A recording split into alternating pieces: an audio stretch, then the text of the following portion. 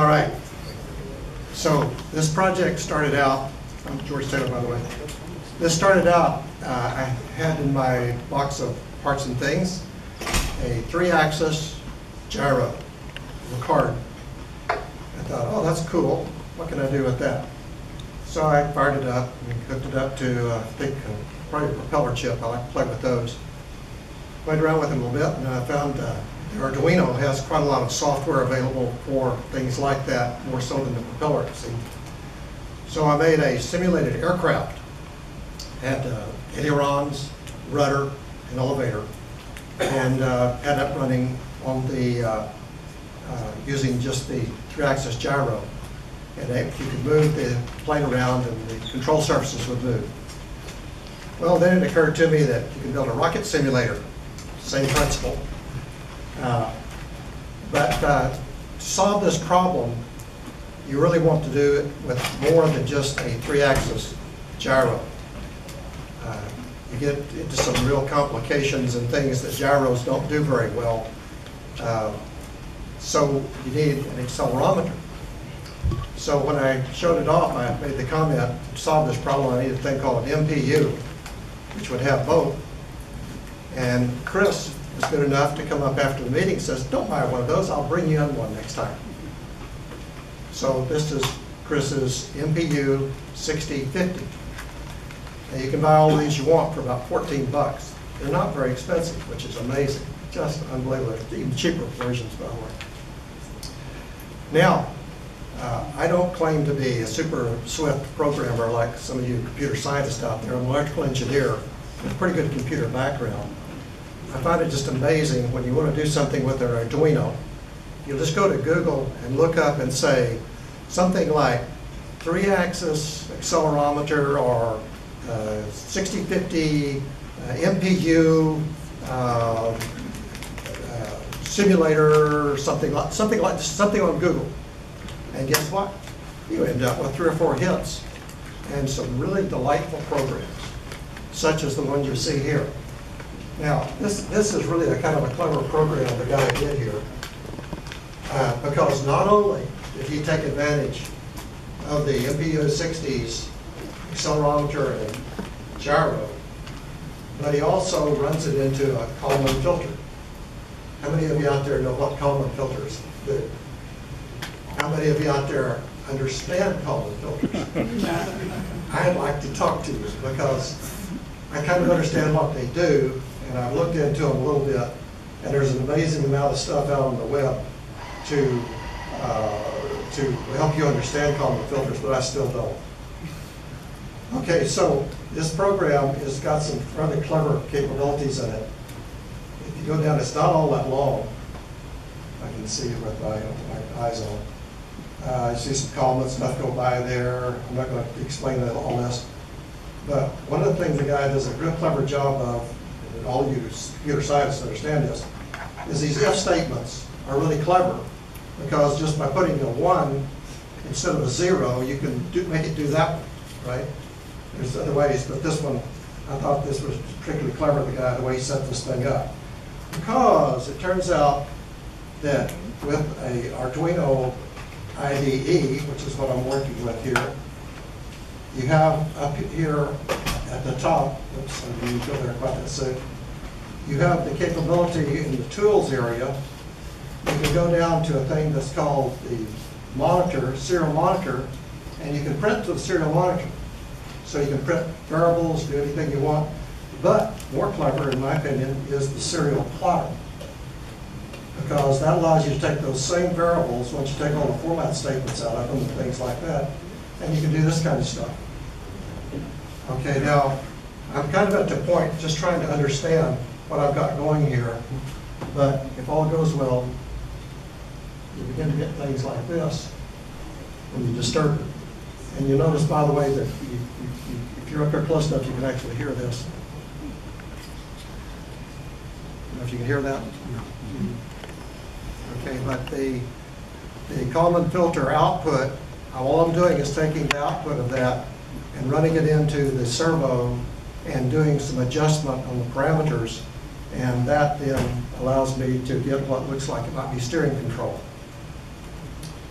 So the nice thing about this program is that you can begin to see associations between which is the filtering and which is just the raw output and things like that, depending on which thing you want to print. So that's where I am now. I made the big mistake of not buying at the flea market a sailplane that I could have gotten. I'm still kicking myself because I could have probably put this on that sailplane and at least see if I could actually do some real flying with it. Okay, that's it.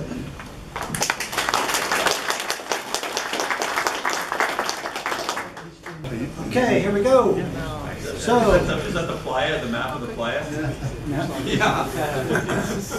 I've been to a strange land. I've seen many things, some of which cannot be retold. So this is the BotVac D4, one of our latest, one of the best values. I say the best value. It's my fave.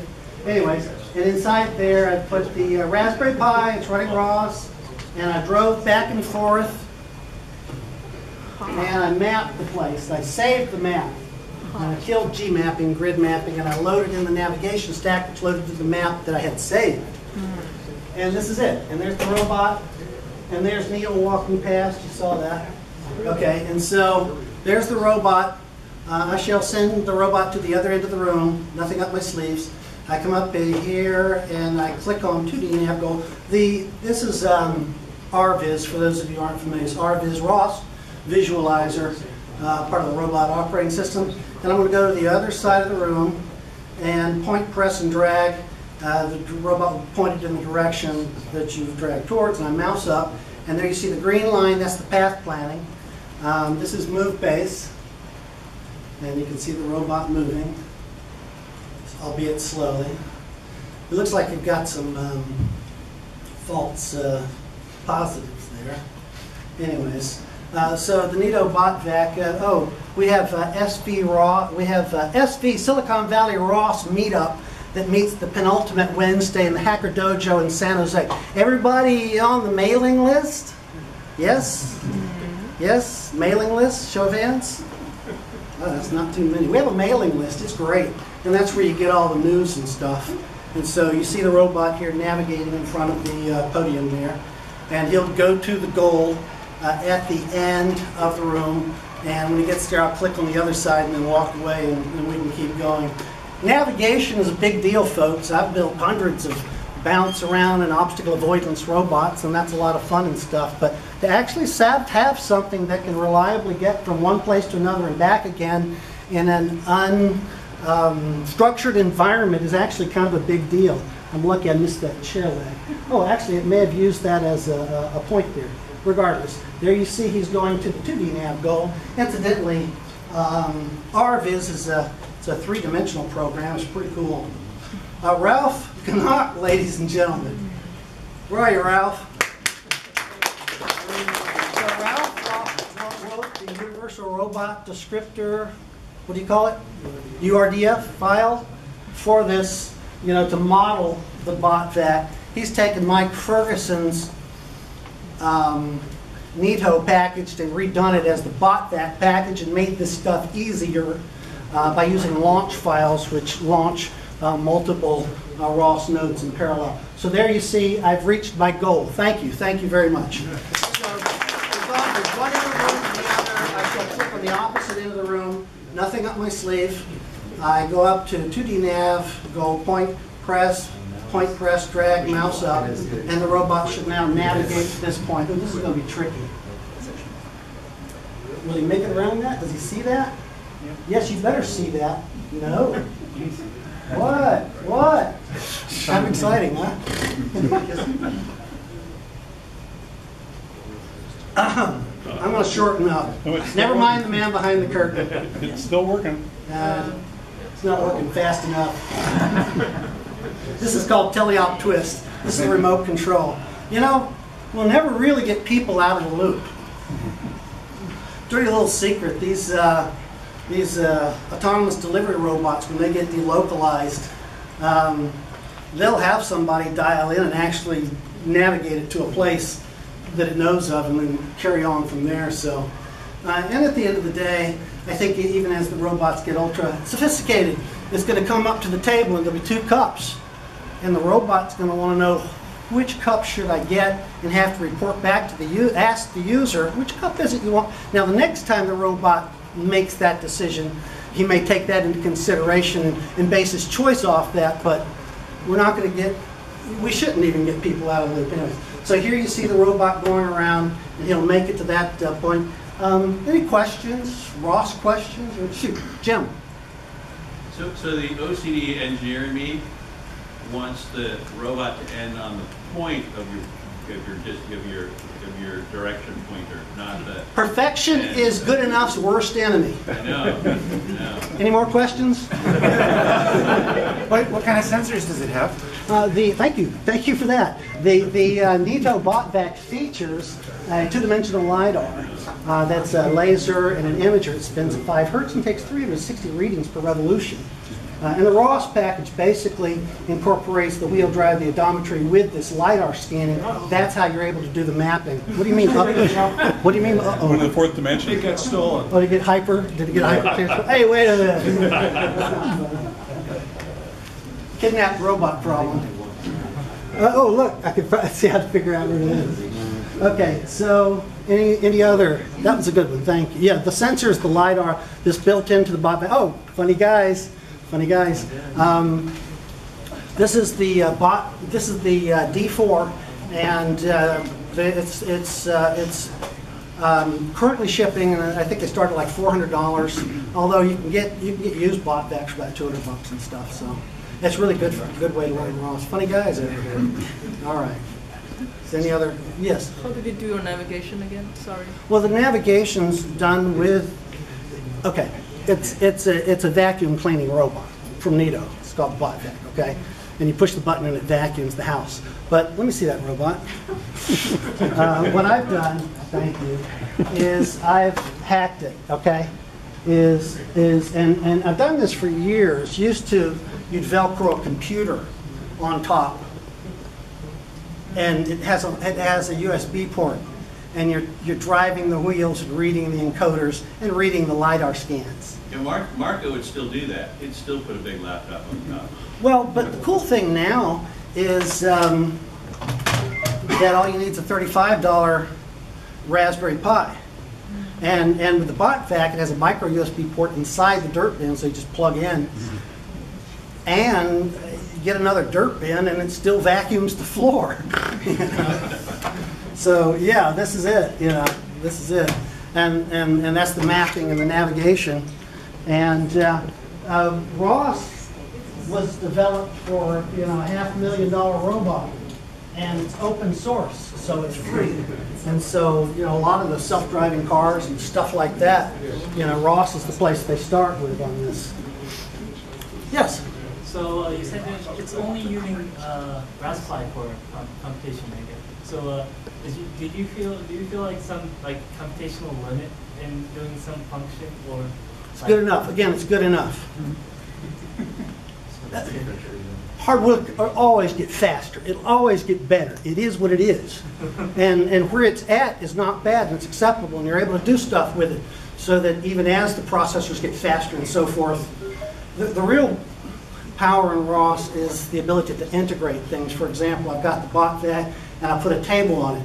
So now I need to accommodate for a 3-foot tall form factor. So I go to the Arduino and ultrasonics to do the same thing, mapping and navigating, and keep from going under the couch and under the table and stuff. But part of this is running on your laptop, right?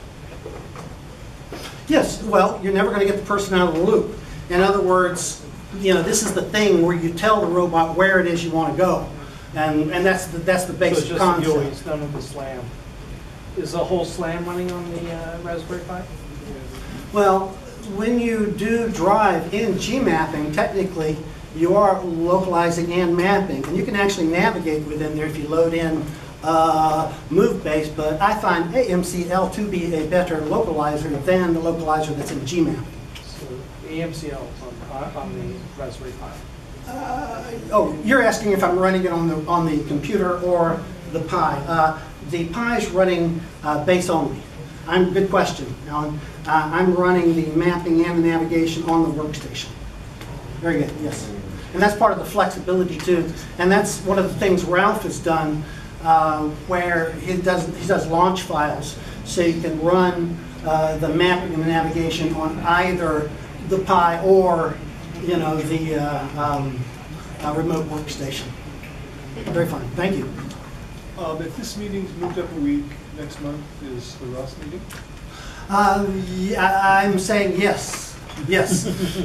and I think that's true. And we'll send out an email. Yes.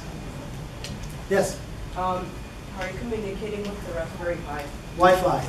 Okay. Yes. This is the Pi 3. It has built-in Wi-Fi. Yes. Okay. Yes, Matthew. So you're using Raspberry Pi 3 for the, is it a B+ board or is it the regular board? You're asking about Raspberry Pi 3B? B+ or the 2016 or the I'm using a B, but again, it's in a good enough category. The B+ is probably more better, right? The B+ board, the newest one, is having some issues with ROS. Oh, really? Okay. Yeah, I can talk to you. Good to know. Okay. Steer clear of the B+. Okay. All right, thank you very much. Hey, John.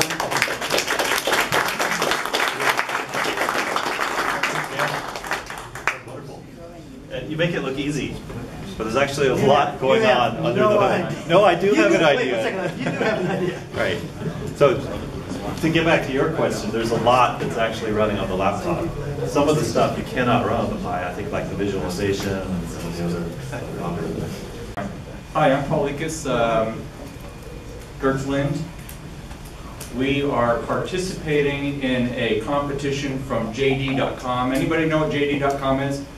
JD.com is the Amazon of China, the third largest internet company in the world. I didn't know that. Now I do. It's good to know who you're competing in. And they have a picking challenge, and you have to go around tables and shelves and pick items off of it. You have 8 minutes. You have to put it all into a bin. And so this is our entry into it. And the team's called FastPick, and in Chinese it's CleverPick. And when you're competing with a Chinese company, it's good to play every angle that you've got. So we have a team that you know some of at least. Myself, you know Gertz. You know Greg. Greg's up in Seattle. And then we have a new guy on the team who's our AI guy, because we have a lot of machine learning that we have to do for recognizing objects, primarily for the picking list. So we have a specific technical direction on here, which is we have a robot that goes that direction, and it picks that direction, which is not unsurprising, but it uses a Cartesian picking system. The Cartesian picking system was the system that won the third Amazon Picking Challenge with the Team ACRV, and it helps you a lot versus a robot arm because it removes motion planning and the compute from that. It moves you to X, Y, Z, move up, go down. It's extremely fast. It was good for the idea for this competition. The other thing about this is it can reach out very far without tipping over. So I'll run through this. It has the different pieces, and when it runs along the green parts of the bucket, it sees an object, grabs the object, drops it in the bucket, and then continues going. And our goal is to be able to do 6 to 12 picks a minute, which right now is limited by recognition forward to keep your velocity up so that you can come and pick stuff. We've had this for about 3 weeks. We took it into JD.com yesterday. We interviewed for it. We don't know if we're selected. They have 100 teams in China competing for 8 slots. They have everybody else competing for 2 slots for international. Our plan is to go. We'll find out. They had a short enough fuse, and we had enough vision to get the robot done fast. I think we're actually protected by lack of time that they've had for the competition.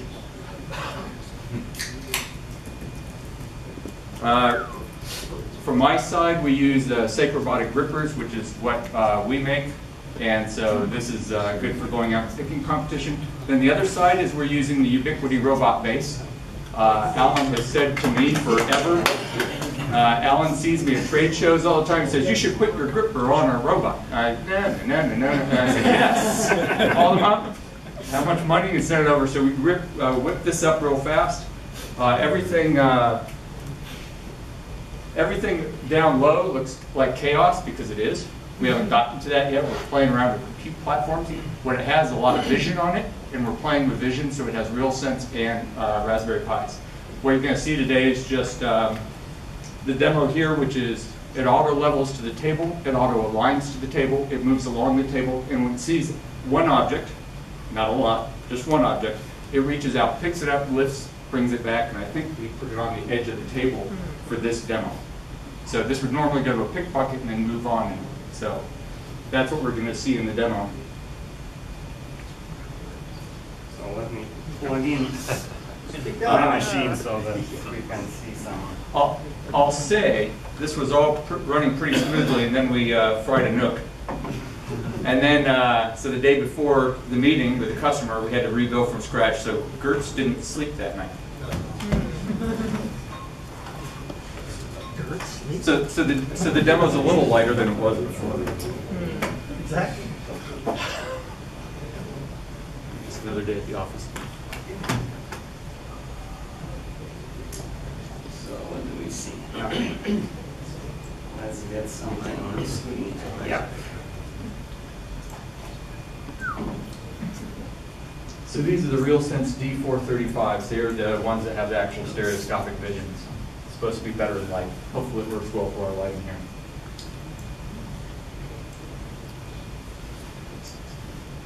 Okay. That's all we will get. So, thanks to Paul for getting me into another competition. So, yeah. So what the robot does is using this Realsense camera up here to look at the table. And what we see on the screen is that the red line is where it thinks is the edge of the table. It probably shows somewhere. We don't see that. The red line? Yeah. So that's the edge of the table, and then it will also see where the object is. So the first thing that we need to do in this competition is drive along a shelf or table. So that's the first thing that we did. Can drive along the table. It's not very exciting, but it takes some code to do that. And then we need to find an object on the table. I'm easily amused. This is cheap. So that's probably a part of the table, but challenged by a floorboard, but let's see what we can do. So we drive along the edge. I think we detected something. Not too precisely, so let's try again.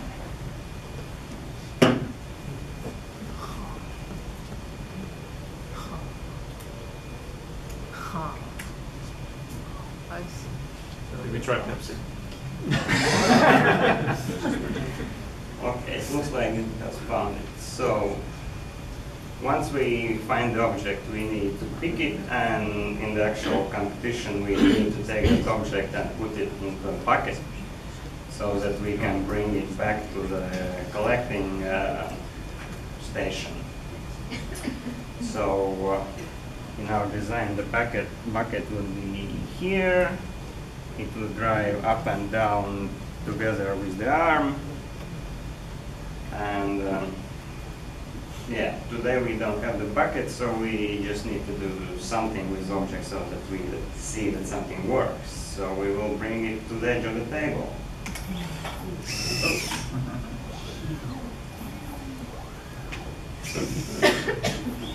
So what happens is that we are using Realsense. I love it every time that happens. We are using Realsense to find out how far is the object, and we bring the arm exactly to that place. And yeah, let's try again.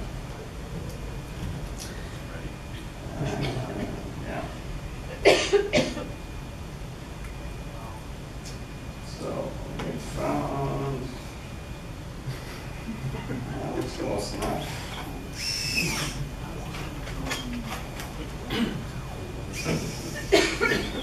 Yeah, so that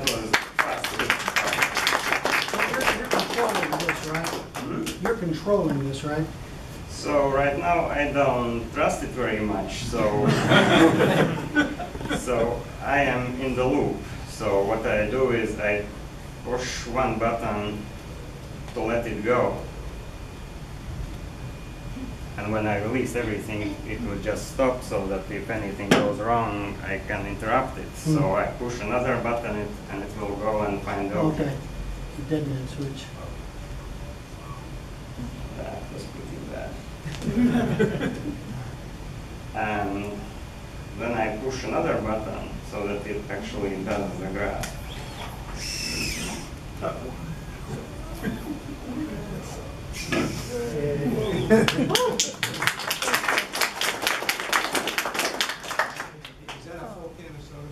Yes. Sounds like it. Is it open? No, but the evolution of this is we have full force control, full position control. So they actually have objects separated by 5 centimeters. So we actually have to go down and pick it. But we actually have it turned on and doing one thing, so we're pretty excited. Yeah, to do a can opening, we would need another arm. So yeah, that's it. I think.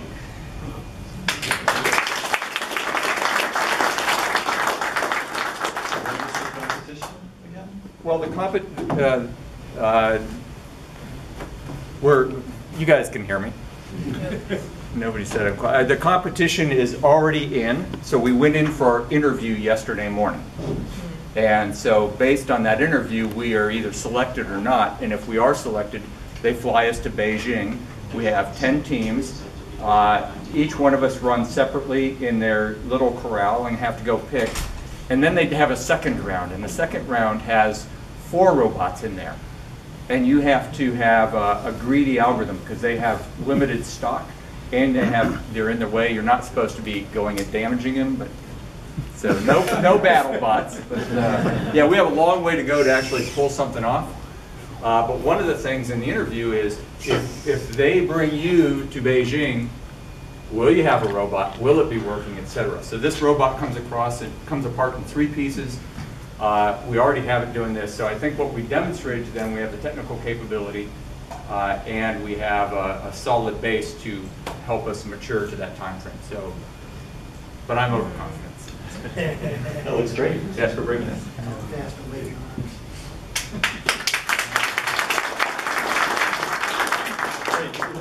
I presented here a few months ago. My company is Zaz Robotics, and this is Zaz the bot. A little robot that's actually it's a modular technology platform. This dome module comes off, and we can add modules on the bottom with sensors or any technology in a stack of modules on top. Last time I was here, we were having some trouble with the directional control. Let's see if I can handle this on the table without driving it off. So we've solved that problem. It's driven with a smartphone. So let me turn this on. So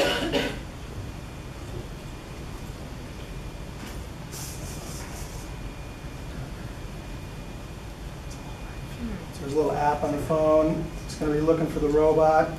So it's searching for the robots. Turn it on, it shows up. Select the robot. Come on, baby. Then you connect to it. You better do it horizontal because once you connect, it starts driving. Then you just, it's all by tilting. So tilt.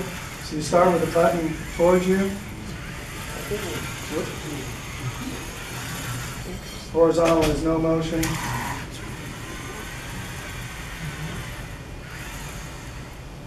Okay, and then I wanted to show that we're working on some other modules and some add-ons. One of the things we have is a hack module.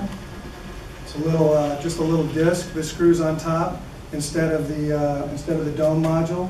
And on this, we can get out your hot glue and you can attach just about anything you like. We also do things like 3D printing little adapters. So let me show you how that works.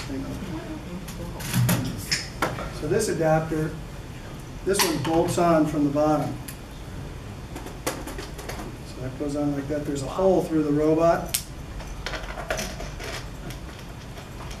So we can put a bolt in from the bottom and screw on some heavier duty attachments.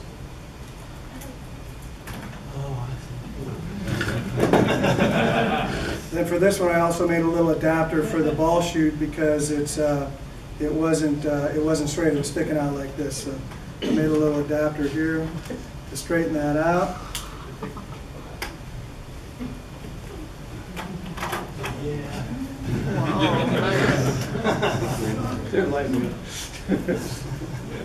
So this is obviously something we bought from another company, but it shoots balls every 7 seconds. It's a baseball pitching practice, baseball pitcher for practicing batting for, mostly for little kids. But it really fires the balls. And I'll show you how it fires. I'm not going to drive it because I might end up hitting somebody. But just to give a demo, I'm going to aim it at this tree over here. And you'll see it takes a little while to spin up, and then it so what we're going to do with this is we're going to set up targets around a room, and we'll give multiple people robots, and the idea is to go around and shoot the targets. So it's really designed to play games and have fun. All right, thank you.